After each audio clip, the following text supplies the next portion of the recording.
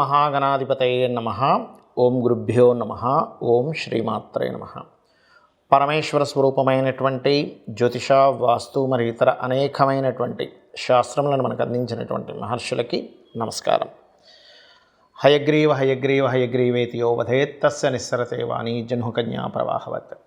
అరుణాం కరుణాతరంగితాక్షీం ధృతపాశాంకుశపుష్పబాణచాపాం అనిమాదిభిరావృతాం మయూకైః అహమిత్యేవ విభావయే భవానీం. శ్రీమాత్రే నమః. ప్రేక్షకులకి ఆ లలితాంబిక అమ్మవారి యొక్క అనుగ్రహం పరిపూర్ణంగా కలగాలని మనస్ఫూర్తిగా కోరుకుంటూ మనం ఈరోజు చెప్పుకోబోయేటువంటి టాపిక్ ఏమిటి అని చెప్పి చూసుకున్నట్లయితే, శుక్రగ్రహము ప్రతి ఒక్కరికి కూడా ఒక్కొక్క గ్రహము ఒక్కొక్క ఫలితం ఇస్తుంది. శుక్రుడు ధనానికి, సుఖానికి, వివాహానికి, లగ్జరీగా ఉండేటువంటి విషయాలకి కారకుడు.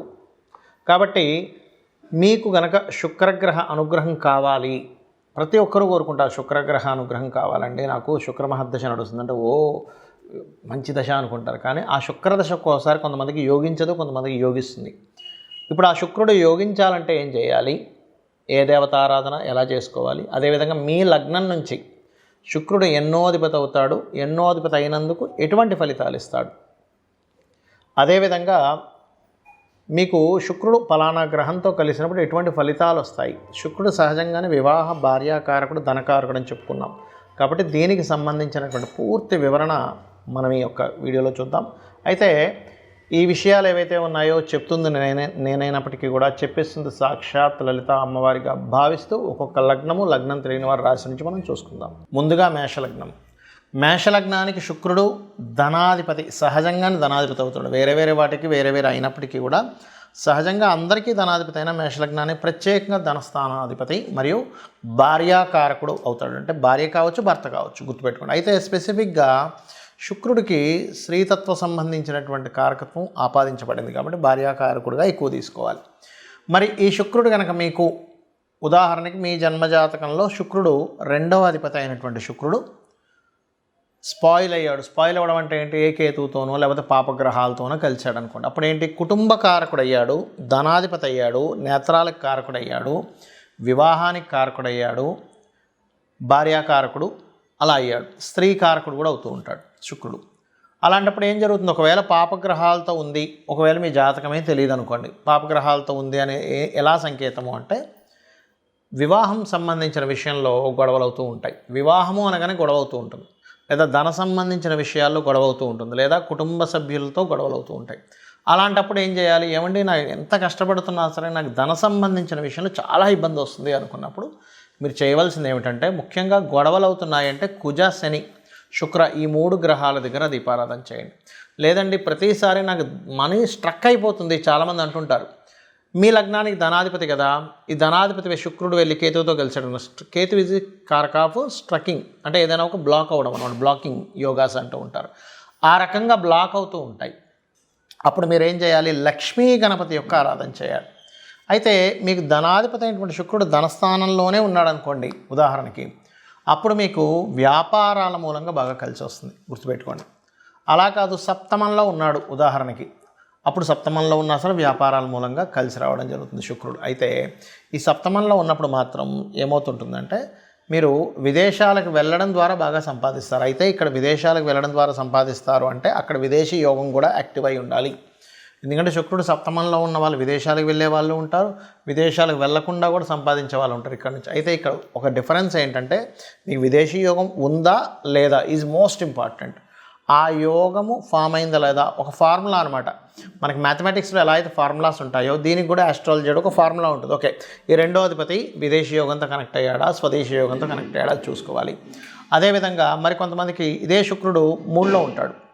3లో ఉన్నప్పుడు ఏమవుతుందంటే మీడియేటింగ్ ద్వారా డబ్బులు వస్తుంటాయి. అంటే ఒక ఇప్పుడు చూడండి, ఏదైనా ఒక వెహికల్ పెట్టాం, వెహికల్కి ఎవరికైనా కావాలనుకుంటున్నారు, వాళ్ళకి ఇప్పించినందుకు వీళ్ళు ఎంతో కొంత కమిషన్, ఒక 1000 రూపాయలు, ఒక 100 రూపాయలు వీళ్ళ కమిషన్, ఒక 10,000లో 1000 రూపాయల కమిషన్ అట్లా, లేదా ల్యాండ్ రిలేటెడ్ లేదా ఫుడ్ రిలేటెడ్ లేనట్లయితే ఎనీథింగ్ మీడియేటింగ్ ద్వారా వచ్చేటువంటిది ఉంటూ ఉంటుంది శుక్రుడు.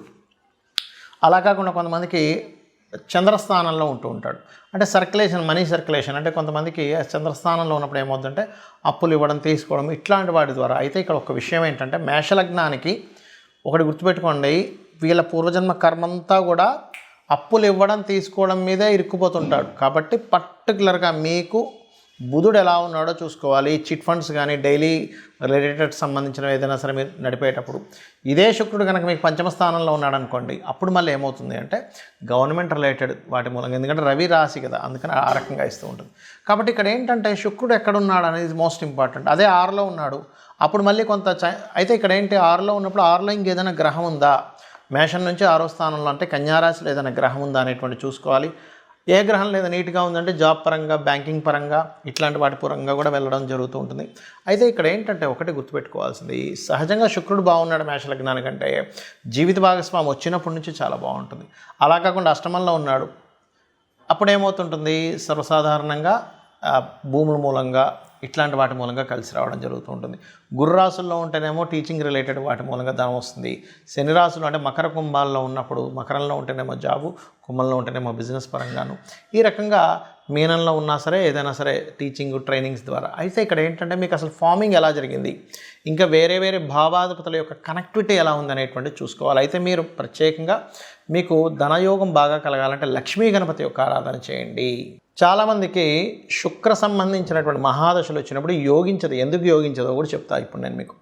శుక్రుడు గుర్తుపెట్టుకోండి, శుక్ర రాశుల్లో ఏదైనా పాపగ్రహాలు ఉన్నా, చాలా ఇన్డెప్త్ సంబంధించిన విషయం ఇది. శుక్ర రాశుల్లో పాపగ్రహాలున్నా శుక్రుడిని పాపగ్రహాలతో కలిసిన శుక్రదశ యోగించదు. అప్పుడు మరి మనం ఏం చేయాలి అంటే చాలా సింపుల్. ఏ గ్రహాల ద్వారా అయితే ఆ యొక్క రాశులు ప్రభావితమయ్యాయో ఆ గ్రహాలకు సంబంధించినటువంటి దానము లేదా దేవతారాధన చేసుకోవాలి. గుర్తుపెట్టుకోండి. ఇప్పుడు ఎలాగండి ఇది ఎందుకు ఇలా పనిచేస్తుంది అంటే చిన్న ఎగ్జాంపుల్ చెప్తా చూడండి. మీకు ఒక అబ్బాయో అమ్మాయో ఉన్నారు, వాళ్ళని తీసుకెళ్ళి హాస్టల్లో వేశారు. హాస్టల్లో వేసి చదువుకునే సమయంలో హాస్టల్లో ఉండేటువంటి రూమ్మేట్స్ కనుక కరెక్ట్ పర్సన్స్ అనుకోండి, ఇంకా బాగా చదువుతాడు, అమ్మాయి కావచ్చు అబ్బాయి కావచ్చు. అదే హాస్టల్లో రూమ్మేట్స్ ఉన్నటువంటి వాళ్ళు కనుక ఈ అబ్బాయి యొక్క చదువుని కాన్సన్ట్రేషన్ పక్క తప్పించేలాగా ఉన్నారనుకోండి, అప్పుడు పరిస్థితి ఏంటి, ఈ అబ్బాయి చదువు మీద, అమ్మాయి కావచ్చు అబ్బాయి కావచ్చు చదువు మీద కాన్సన్ట్రేషన్ పక్కకు పోతుంది. అలాగే గ్రహాలు ఎప్పుడు కూడా ఆ శుక్రరాశుల్లో ఉండేటువంటి గ్రహాలు ఏమిటో చెక్ చేసుకోవాలి, శుక్రుడితో ఉండేటువంటి గ్రహాలు ఏంటో చెక్ చేసుకోవాలి. దాన్నే PAC అంటారు, అంటే ప్లేస్మెంట్, ఆస్పెక్ట్ అండ్ కంజంక్షన్. ఇది చాలా ముఖ్యమైనటువంటిది. అలాగే శుక్రుడితో కొన్ని గ్రహాలు కలిసి ఉంటాయని మనం చెప్పుకున్నాం, దానివల్ల కూడా ఫలితాలు వస్తాయని చెప్పుకున్నాం. ఉదాహరణకి శుక్రుడితో రవి ఉన్నాడు అనుకోండి, కంబస్ట్ అయ్యాడు. ఉదాహరణకి రవితో శుక్రుడు, అప్పుడు ఏమైపోతుంది, శుక్రదశ రాగానే అన్ని స్ట్రక్ అయిపోతూ ఉంటాయి. అలా కాకుండా కంబస్ట్ అవ్వలేదు కానీ కలిసి ఉన్నారు, అంటే 8 డిగ్రీలు దాటి ఉన్నారు. అప్పుడేమవుతుంది, శుక్రదశ వచ్చినప్పటి నుంచే రాజకీయంగా వెళ్ళడం కానీ, అధికారికంగా వెళ్ళడం కానీ, సంతానం మూలంగా గ్రోత్ అవ్వడం కానీ, గవర్నమెంట్ రిలేటెడ్ సంబంధించిన ధనయోగాలు కానీ జరుగుతూ ఉంటాయి. అదే శుక్రుడు చంద్రుడితో కలిసి ఉన్నాడు, అప్పుడేంటి, కళారంగ సంబంధంగా వెళ్ళడం, మాటిమాటికి మార్పులు, అంటే ఒకే దగ్గర ఉంటే మీకు యోగించదని మీరు అర్థం చేసుకోవాలి. శుక్రుడు రాహుతో ఉన్నాడు అనుకోండి, అప్పుడు విదేశీ సంబంధంగా ఆన్లైన్ రిలేటెడ్ మూలంగా ధనయోగం వస్తుంది. అయితే ఇక్కడ ఏంటంటే ఆ శుక్రుడు రాహు ఉన్నటువంటి ప్రదేశంలో ఇంకేదైనా పాపగ్రహం ఉందా ఈజ్ మోస్ట్ ఇంపార్టెంట్. అదేవిధంగా శుక్రుడు కేతు ఉంటే కనుక లక్ష్మీ గణపతి ఆరాధన చేసుకుంటూ కేతుగ్రహం దగ్గర శుక్రగ్రహం దగ్గర దీపారాధన చేసుకుంటే యోగిస్తుంది. కాకపోతే ఈ శుక్రకేతు కాంబినేషన్ అనేటువంటిది ఆధ్యాత్మికంగా వెళ్ళేటువంటి వారికి, అంటే పౌరహిత్యం చేసేటువంటి వారికి ఇబ్బంది ఉండదు. వాళ్ళకి ఆ రూపంలో డబ్బులు అనేటువంటివి వస్తూ ఉంటాయి. సాఫ్ట్వేర్ రిలేటెడ్ సంబంధంగా కూడా ధనయోగం రావడం జరుగుతుంటుంది. అదే శుక్రుడు బుధుడు కలిసి ఉన్నాడు, వ్యాపారం మూలంగా ధనయోగం. అయితే ఇక్కడ బాగా అర్థం చేసుకోండి, శుక్ర బుధుడు కలిసి ఉన్నంత మాత్రాన్ని వ్యాపారం అని వెళ్ళకండి. శుక్ర రాశుల్లో ఉండే గ్రహాలేంటి, బుధ రాశుల్లో ఉండే గ్రహాలేంటి, ఉట్టి శుక్రబుధులే ఉన్నారా, ఇంకేదైనా గ్రహం కలిసి ఉందా? ఎందుకంటే ఇప్పుడు శుక్రుడు బుధుడు కుజుడు కలిసి ఉన్నాడు, అప్పుడేమవుతుంది, వ్యాపారంలోకి వెళ్ళడం ద్వారా ఘర్షణలు వస్తూ ఉంటాయి.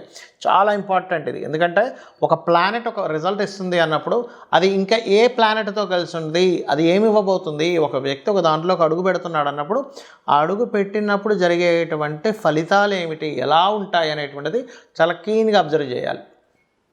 అదేవిధంగా మరొకటి ఏంటంటే శుక్ర శని కాంబినేషన్ ఉంది, పురుష జాతకం అనుకోండి. ఇది ఉదాహరణకి ఖచ్చితంగా వారికి వచ్చేటువంటి భార్య ఎవరైతే ఉన్నారో తను కూడా జాబ్ చేస్తుందని చెప్పొచ్చు. అలా కాకుండా కేతు కూడా కలిసినాడు, జాబ్ చేయదు. అంటే ఏంటి, ఒక ప్లానెట్ ఉన్నప్పుడు ఒక రిజల్ట్ ఇస్తుంది, కానీ అది ఇంకొక ప్లానెట్ వచ్చినప్పుడు దాని రిజల్ట్ మార్చుకుంటూ ఉంటుంది. అలా కాకుండా శుక్రుడు శని కాకుండా బుధుడు కూడా ఉన్నాడు, వచ్చేటువంటి జీవిత భాగస్వామి జాబ్తో పాటు బిజినెస్ కూడా చేస్తుందని చెప్పొచ్చు. అలా కాకుండా శుక్రుడు కుజుడు మన శని ఉన్నారు, అప్పుడేంటి, వచ్చేటువంటి జీవిత భాగస్వామి కాస్త అగ్రెసివ్గా ఉంటుంది, స్ట్రైట్ ఫార్వర్డ్నెస్గా ఉంటుందని చెప్పొచ్చు. అంటే ఏంటి, శుక్రుడు వల్ల మనం వచ్చేటువంటి జీవిత భాగస్వామి ఎలా ఉంటుంది, తను ఏం చేస్తుంది, తన యొక్క స్వభావం ఏమిటి, తను వచ్చినప్పటి నుంచి వీళ్ళకు ఉండేటువంటి లైఫ్లో ఎటువంటి చేంజెస్ ఉంటాయి. ఒకవేళ ఏదైనా దోషం ఉన్నట్లయితే ఇది వివాహానికి కూడా చూపిస్తుందని చెప్పుకున్నాం మనం. ఒకవేళ వివాహ సంబంధించిన దోషం ఏదైనా ఉన్నట్లయితే దానికి సంబంధించింది ఎలా చేసుకోవాలి, ఎందుకంటే శుక్రగ్రహం పర్టికులర్గా మీకు అది డ్యూయల్ సైన్లో ఉంటే ఒక రిజల్ట్, ఫైరీ సైన్లో ఉంటే ఒక రిజల్ట్స్, చర్రాసులు ఉంటే ఒక రిజల్ట్స్ అనేవి ఇస్తూ ఉంటాయి. శుక్రుడు అబ్జర్వ్ చేసే వివాహ జీవితం ఎలా ఉంటుందో చెప్పొచ్చు. సప్తమ స్థానాన్ని 12వ స్థానాన్ని అబ్జర్వ్ చేసుకొని ఎటువంటి ఫలితాలు వస్తాయి. ఒకవేళ శుక్రుడు గురువుతో ఉన్నాడు, గైడింగ్ నేచర్ ఉండే జీవిత భాగస్వామి వస్తుంది. అంటే ఏంటి, తను ప్రతిదీ చూసుకుంటూ ఉంటుంది. ఆ రకంగా ఏంటంటే మనం అసలు శుక్రుడు ఉండేటువంటి స్థితి ఏమిటో అనేటువంటిది చూసుకోవాలి. కుజుడితో ఉన్నాడు, ఫైరీ నేచర్. అలా ఒక్కొక్క దాన్ని బట్టి ఇప్పుడు అదే కుజుడు కనుక బాగా పాడైపోయాడు, అప్పుడు ఏమవుద్ది, జీవిత భాగస్వామికి మాటిమాటికి ఏదో యాక్సిడెంట్స్ అవ్వడము, మిస్క్యారేజ్ అవ్వడము, లేకపోతే ఆపరేషన్స్ అవ్వడం, ఇట్లాంటివి జరుగుతూ ఉంటాయి. కాబట్టి ఏంటి, ఇక్కడ ఈ శుక్ర గ్రహం యొక్క ప్రభావం తగ్గాలంటే ఒకటే గుర్తుపెట్టుకోండి, శుక్రుడు ఏ గ్రహాలతో కలిసి ఉన్నాడు, ఏ పాపగ్రహాలతో కలిసి ఉన్నాడో ఆ గ్రహాలకు దీపారాధన చేయండి, ఆ గ్రహాలకు సంబంధించి దానం ఇవ్వండి. Point number 1. రెండవది, శుక్రుడు బాగా యోగించాలంటే గణపతి, లక్ష్మీ గణపతి ఆరాధన చేసుకోవాలి. లలితా సహస్రనామాల యొక్క శ్రవణము పఠనము చేయండి. అదేవిధంగా వీలైనంత మట్టుకు శక్తిదేవత ఆలయాలకు ఎక్కువగా సందర్శిస్తూ ఉండండి.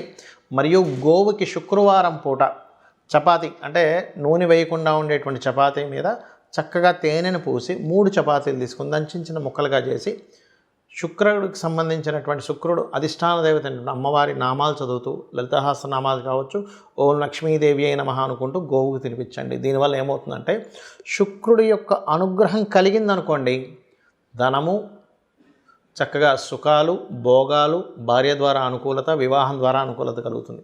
శుక్రుడు అనుకూలించినప్పుడు ఏం జరుగుతాయంటే స్త్రీల ద్వారానే గొడవలు, వివాహం ద్వారా గొడవలు, ధనం ఎవరికైనా ఇచ్చి గొడవలు, ఇవి జరుగుతూ ఉంటాయి. కాబట్టి వీటి నుంచి మీరు బయటపడాలి. ఎందుకంటే స్త్రీ శాపం కూడా శుక్రుడు ద్వారానే చూస్తాం మనం.